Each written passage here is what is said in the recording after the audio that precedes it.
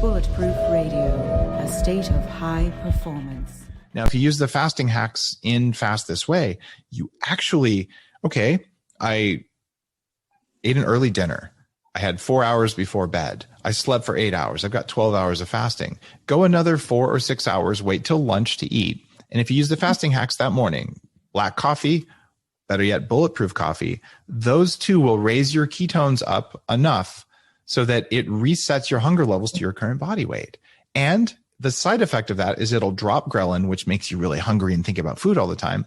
And it'll raise a hormone called CCK, or cholecystokinin, which makes you feel full. So now, instead of someone puts the donuts out at 10 a.m., look, everybody, I brought donuts today.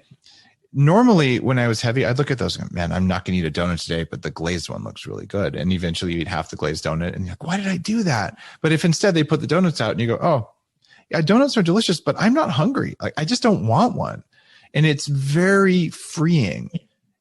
There's one of my favorite studies from the book showed that 15% of the average person's thoughts are about what's for their next meal. And if you're a heavy person like I was, or you have blood sugar regulation issues, it's probably closer to 30 or 40, 50% of your thoughts. Tacos, donuts.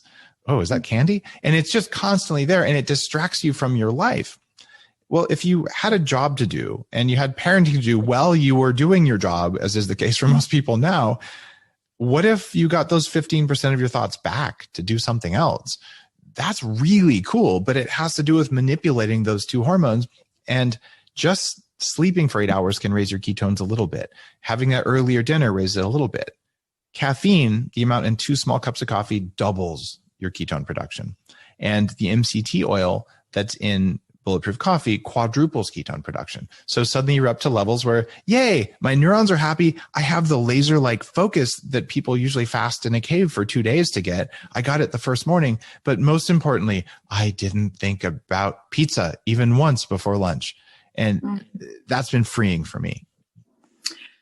It's fascinating. Of course, you had to choose the day when I had donuts this morning to tell me that story.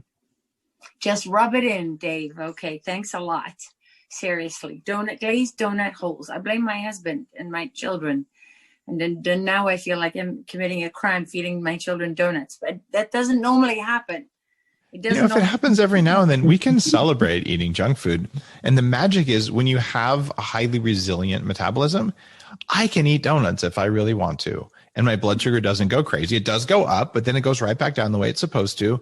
And I can walk away, except the gluten still messes with me.